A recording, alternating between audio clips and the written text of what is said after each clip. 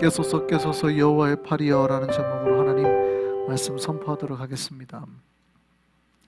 이 밤에 이렇게 기도하러 나오신 분들, 기도하러 또 온라인으로 참여한 모든 분들에게 주님의 위로와 치료와 회복이 있기를 소망합니다.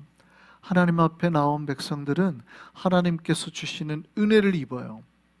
그 은혜가 모든 이에게 다 베풀어지는데 그렇다고 해서 모든 이가 다 얻어가는 건 아닙니다.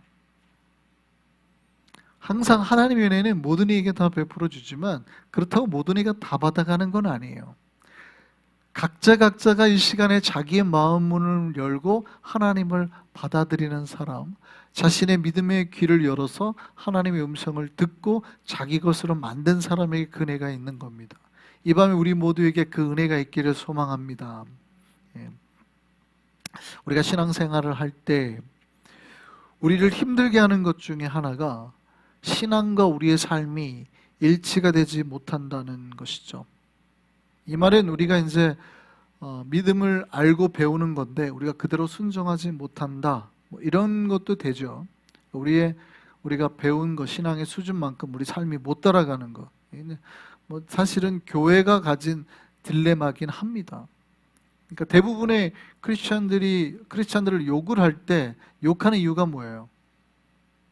그만큼 답지 못하다는 거죠. 그러니까 교회에서는 그렇게 안 가르칠 텐데, 교회에서는 분명히 그렇게 안 가르치고 그렇게 안 배웠을 텐데 나아가 사는 거 보면 배운 대로 안 하는 것 같단 말이에요. 그러니까 신앙과 삶이 이게 갭이 커요. 그러면 이제 욕을 하죠. 근데 똑같아요. 개인도 마찬가지. 자기 신앙과 자기의 삶이 너무 격차가 크면 자기 신앙생활이 힘든 거예요. 그래서 신앙생활의 훈련은 뭐냐면 내가 배운 믿음과 내 삶을 계속 이렇게 갭을 줄여가는 거예요. 완전히 줄일 수는 없죠. 우리가 예수님이 아닌 이상 완전히 줄일 수는 없습니다. 불가능하다고 봐야죠. 그러나 최소한 우리가 좋은 신자가 되려고 하면 이 정도 수준까지는 올라가 있어야 돼요. 그게 우리 훈련인 거죠. 아니 그럼 목사님은 다 삽니까? 아니 나도 못 살아요. 나도 못 살죠. 목사님도 못 하는데, 그러니까 우리가 같이 가자는 거예요. 그러나 목사가 신앙이 여기 있으면 요구도 먹죠. 그러나 목사는 최대한 노력하잖아요. 그러면 신자들도 어떻게 해야 돼요? 이 정도까지는 따라오셔야 돼요. 우리의 목표가 여기라면. 이런 거에 오는 딜레마가 있죠. 이게 우리 신앙의 딜레마입니다. 그러나 그거 말고도 문제는 이런 게 있어요. 이런 딜레마가 있어요. 뭐냐면 내가 이렇게 신앙생활을 잘할 때, 못할 때 나타나는 문제는 별 문제가 아니에요. 내가 못해서 나타나는 건데, 내가 못하니까 시험도 들고 문제도 돼요. 이런 문제는 해결하기가 쉬워요. 그러니까 내가 신앙생활이 내가 배운 건 이만큼인데 내 삶이 안 따라와요. 그러면 문제가 일어나겠죠. 하나님이 때리신다거나 아니면 마귀의 유혹이 온다거나, 그러니까 삶에 여러 가지 병도 오고 시험도 들고 하잖아요. 근데 이런 문제는 의외로 해결하기가 쉬워요. 굉장히 해결하기가 쉬워요. 어떻게 하면 돼요? 우리가 깨닫고 하나님 말씀에 순종해 버리는 순간 우리를 유혹하거나 시험에 들게 하는 것들은 사라져 버려요. 왜냐하면 하나님이 지금 나를 때리고 있어요. 내가 이거 못해서 그러는 거 아니에요. 그럼 한 단계만 올라가도 벌써 하나님이 뭐라고 그래요? 잘했다 그러거든요. 그러니까 우리를 힘들게 하는 것들이 싹 사라져요. 사실은 오히려 신앙생활을 잘 못하는 사람들이, 그래서 우리가 잘못할 때 하나님 앞에 회개하면 또 돌아오면 굉장히 빨리 해결할 수 있는 거긴 해요.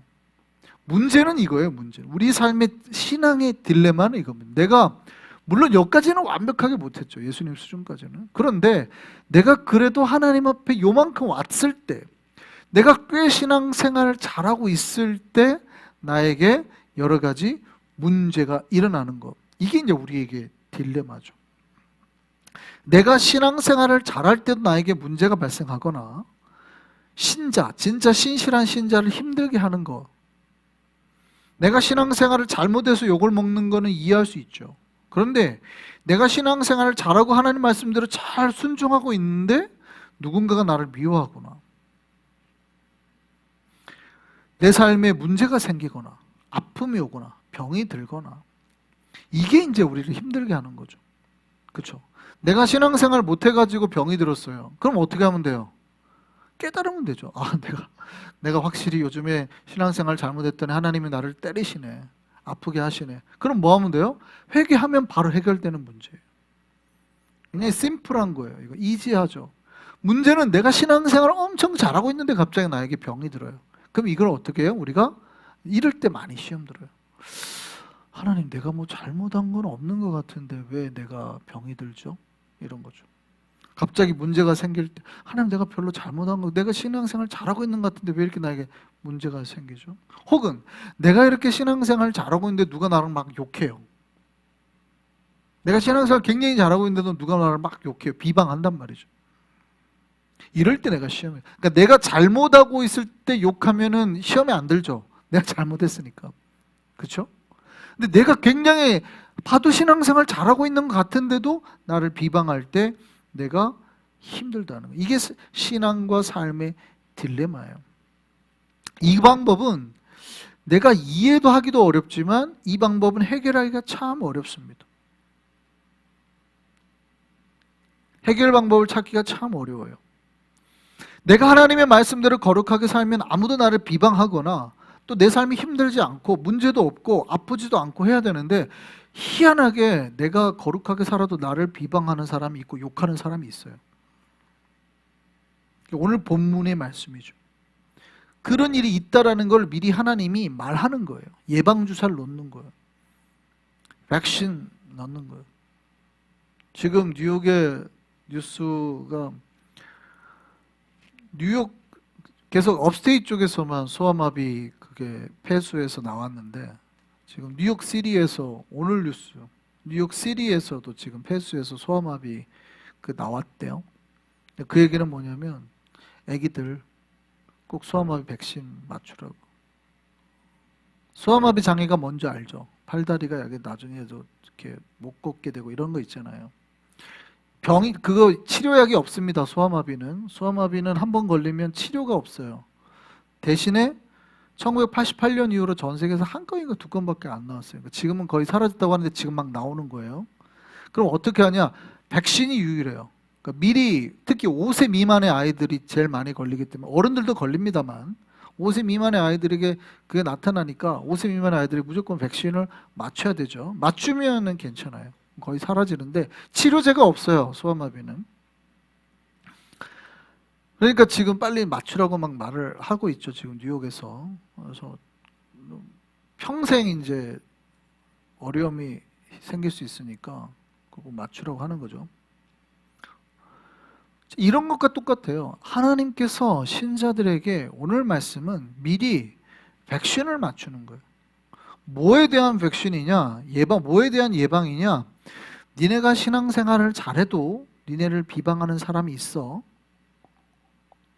그러니 두려워하거나 놀라지 말아라. 오늘 본문이 그거죠. 의의 백성들아, 하나님의 백성들아, 너희 마음에 하나님의 율법이 있는 백성들아. 이거 뭐예요? 하나님 칭찬하는 거죠. 그런데 누군가가 너희를 뭐 한다고 그래요? 비방한다고 그래요. 그러니까 우리가 하나님의 말씀대로 살고 마음에 하나님의 율법이 있고 하나님 앞에 거룩하게 산다고 해도 비방하는 사람이 있다니까요. 이건 어쩔 수 없어요. 이럴 때 뭐 하지 말라고요? 힘들어하지 말라. 이럴 때 힘들어하지 말라. 하나님께서 뭐라고 그래요? 두려워하거나 놀라지 말라. 하나님께서 지금 그 사실을 미리 우리에게 알려주시는 거예요. 그리고 하나님께서는 뭐라고 말하냐면, 내가 그들을 뭐같이 취급하리라? 당신의 백성을 그렇게 비방하고 힘들게 하는 자들을 뭐로 취급하리라? 존벌레 취급하리라. 내가 그들을 존벌레처럼 다 먹는 것처럼 다 없애버리고, 쉽게 말하면 그게 뭐냐면 존벌레 취급하겠다는 거예요. 물론 존벌레처럼 그들을 갉아먹게 하겠다는 의미긴 한데, 하나님께서 그들을 존벌레 취급하겠다. 그 아무것도 아니다라는 거예요. 그러니 누군가가 내가 신실하게 신앙생활을 할 때 비방하는 자가 있다면, 나를 비방하거나 하는 자가 있다면 뭐 하라? 그것들 때문에 시험 들지 말아라. 하나님께서 정의를 세워주실 것이고 구원을, 오늘 본문에 뭐라고 그러냐면 대대에 미칠 것이다. 너희 대대의 구원의 역사가 있게 할 것이다. 그래서 신자들은 때로는 뭐 할 필요가 있냐면 대범해질 필요가 있습니다. 마음을, 작은 문제에 마음을 뺏겨서 정작 중요하고 거대한 하나님의 사역을 망치면 안 돼요. 그런 신자들이 있어요. 멘탈이 약해가지고, 마음이 약해가지고 신앙생활 잘하는데 누군가 옆에서 이렇게 마귀가 이제 장난질을 치는 거죠. 뭐 가정을 힘들게 하려고, 교회를 힘들게 하려고, 혹은 개인의 신앙생활을 힘들게 하려고 이렇게 하는 경우가 있어요. 그럴 때 뭐 하라는 거예요? 놀라거나 두려워하거나 그런 거에 마음을 뺏겨가지고 힘들어하지 말고, 때로는 어떻게 하라고요? 좀 툭툭 존볼레처럼 이렇게 툭툭 쳐내라네. 별거 아니다는, 별거 아니다. 대범하게 생각하라는 거죠. 오히려 작은 문제에 마음을 뺏기면 스스로 하나님의 사역을 무너뜨려요. 더 이상 안 할란다. 내가 교회 일 괜히 하다가 뭐 이런 욕을 얻어먹냐? 안 하고 말지. 이런 경우가 굉장히 많아요. 그러니까 멘탈이 약한 거예요. 하나님 보시기에는 만약에 그렇게 반응을 해버린다 그러면 하나님 보시기엔 누가 문제가 있다고 봐요? 옆에서 사단이 이렇게 하는 저기도 문제지만 그 약한 멘탈을 가지고 있는 사람도 문제라고 보는 거예요. 하나님 미리 뭐 했어요? 지금 예방주사를 놔줬잖아요. 두려워하지 말아라. 놀라지 말아라. 너희를 비방하는 사람이 있다. 너희를 힘들게 하는 사람이 있다. 문제로 갖고 오면 너희를 힘들게 하는 문제가 있다. 그런데 이건 뭐야? 별거 아니다. 뭐 해라? 털어버려라. 털어버려. 이런 걸 털어버려라. 내가 어떻게 하겠다? 정의를 세워줄 거고, 내가 너희를 구원해 줄 거고, 내가 너희를 대대로 잘 되게 해줄 거니까 믿어라 나를. 그런 거는 털어버려라. 그러니까 내가 신앙생활 잘할 때 나에게 발생하는 문제는 제가 아까 말씀드렸죠? 해결하기가 되게 어렵다고. 내가 신앙생활을 못할 때 나타나는 문제는 해결하기 쉽다고 그랬죠. 그것만 바꾸면 돼요. 회개하고 돌아와서 아이고 하나님 내가 잘못했네요. 안 하겠습니다. 하면 바로 해결되는 거예요. 그런데 내가 신앙생활 잘할 때 갑자기 나에게 일어나는 비방이나 아픔이나 내가 신앙생활 잘할 때 나타나는 거는요, 내가 해결할 수 없어요. 하나님 뭐라고 그래요? 하나님께서 내가 해결해 줄게 이렇게 말씀하시는 거예요. 이걸 믿으시기를 바랍니다. 그래서 이때 하나님께서 성경을 통해서 말씀하시는 게 뭐냐면 인내를 말씀하시는 거예요. 참으라는 거죠. 그 다음에 신뢰를 말씀하시는 거예요. 하나님을 믿으라는 거, 트러스트하라는 거죠. 하나님을 의지하고 하나님 앞에 소망을 가지라, 희망을 가지라. 하나님 앞에 하나님께서 해결해 주시겠다는 기대감을 가지라는, 기대를 하라는 거예요. 하나님께서 해결해 주겠다는. 선하신 하나님께서 내 억울한 문제, 힘든 문제, 아픈 문제 다 해결해 주실 거라는 거, 갚아 주실 거라는 거, 이게 믿음이라는 거예요. 우리를 향하신 하나님의 생각과 뜻이 선하다라는 걸 믿으라는 거예요. 할렐루야. 그래서 하나님을 믿는 신자들은 나에게 일어나는 삶의 문제로 마음을 뺏기지 않도록 뭐 해야 되냐면 기도해야 되는 거예요. 그래서 신실한 신자들이 하는 것이 기도입니다. 나의 힘과 의지로 할 수 있는 게 아니거든요. 하나님께서 해결해 주실 것을 믿으니까, 하나님 앞에 맡겨야 되니까 기도를 하는 거예요. 기도를. 내가 할 수 없는 문제 하나님께서 하시기 때문에. 할렐루야.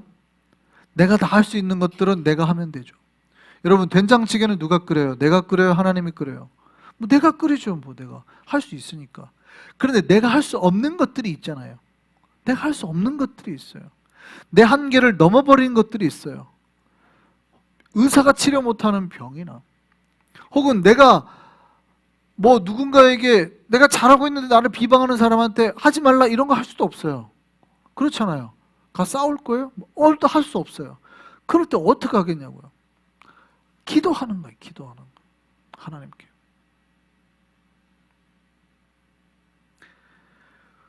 우리를 향한 하나님의 계획, 그 계획은 온전하고 완전하다는 걸 믿으시기를 바랍니다. 신앙이라는 거는요, 소망을 가지는 거예요. 내 장래의 미래의 소망을 가지는, 하나님께서 나에게 선하고 아름다운 계획이 있고 하나님께서 나에게 반드시 좋은 것으로 갚아주실 것이라는 소망. 할렐루야. 이 소망을 믿으시기를 바랍니다. 하나님께서 예레미야에게 하신 말씀 중에 우리를 향한 하나님의 생각과 계획을 말씀하신 게 있습니다. 예레미야 29장 11절 한번 같이 보시죠. 같이 한번 읽겠습니다. 시작. 여호와의 말씀이니라 너희를 향한 나의 생각을 내가 아나니 평안이요 재앙이 아니니라. 너희에게 뭐가? 미래와 뭘 줘요? 희망을 주시는 거예요.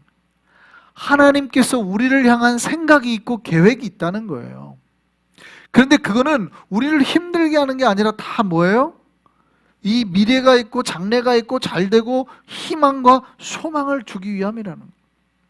그게 우리를 향한 하나님의 계획이라는 겁니다. 그래서 이거를 믿으면 뭐 해야 돼요? 기도해야 돼요. 여러분 힘들 때, 여러분이 억울할 때, 여러분이 지칠 때 기도하시길 소망합니다. 내가 무언가 할 수 없다고 생각이 될 때 기도하시기를 바랍니다.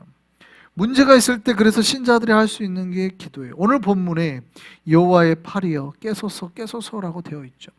근데 영어 성경을 보면 그게 바뀌어 있어요. 깨소서 깨소서 여호와의 팔이여 이렇게 되어 있죠. 바뀌어 있습니다. 웨이크업이에요. 웨이크업. 깨시라는 거. 그죠? 하나님께서 우리의 어웨이크 뭐 이렇게 돼 있어요. 깨소서 일어나소서. 하나님의 팔로서 하나님의 능력의 손으로서 하나님께서 우리에게 행해 달라는 거예요. 기도하는 거죠. 이게 기도하는 겁니다. 그 하나님의 능력의 팔로 뭐예요? 라합을 토막내시고 용을 찔러내서 처단한다. 여기서 라합은 사람을 말하는 게 아닙니다. 성경에 나오는 라합을 말하는 게 아닙니다. 해석에는 크게 두 가지가 있는데 여기 라합은 고대인들이 생각하는 바닷속에 사는 어떤 괴물이라고 칭한 거예요. 근데 이거를 갖다가 대입시키죠. 애굽으로. 그래서 애굽으로 보는 견해, 괴물로 보기도 하고 애굽으로 보는 견해도 있고 아니면 이방 큰 나라들로 보는 견해가 있습니다. 왜냐하면 이 팔레스타인에 사는 유대인들은 바다를 많이 경험해 본 적이 없죠. 이들은 맨날 풀 이것만 하기 때문에 바다에 대한 지식이 없어요. 바다를 별로 접해 본 적이 없어요. 바다라고 생각하는 갈릴리 바다, 우리가 말하는 갈릴리 바다는 호수죠. 사실은 큰 호수죠. 바다를 별로 경험해 본 적이 없단 말이에요. 그러니까 이 사람들은 물에 대한 굉장한 공포가 있습니다. 그리고 물이 제일 넓은 거예요. 그래서 상징적으로 표현할 때 물이 바다 덮음 같이 여호와의 영광 이렇게 표현하죠. 그러니까 이 사람들이 생각하기에 바다가 제일 큰 것 같거든요. 그러니까 하나님의 영광이 바다처럼 덮인다 이렇게 표현하는 거거든요. 그러니까 이들이 생각하는 바닷속에 저 깊은 곳에 사는 그런 괴물 같은 것도 하나님께서 어떻게 해요? 다 잘라버리시고 용 같은 것도 다 찔러서 괴물 같은 거 다 죽이셔서 건졌단 말이에요. 이거를 표현하는 게 애굽이에요. 사실은 애굽. 그래서 그 다음에 뭐라고 말하냐면 그들을 죽여서 신자들을 고통 속에 몰아넣었던 괴물 같은 것들을 다 하나님께서 죽이셔서 어떻게 해요? 그 바닷속에서 바닷물을 다 말려버리시고 길을 냈다 이렇게 말하는 거죠. 이렇게 우리가 해결할 수 없는 문제가 있을 때 하나님 앞에 기도하면 하나님께서 당신의 팔을 일으키셔서 백성들을 구원하실 거라는 거예요. 그 은혜가 우리에게 있기를 소망합니다. 우리 삶에 바로 바닷물 같은 괴물, 바닷물 속에 라합 같은 용 같은 괴물이 있습니까?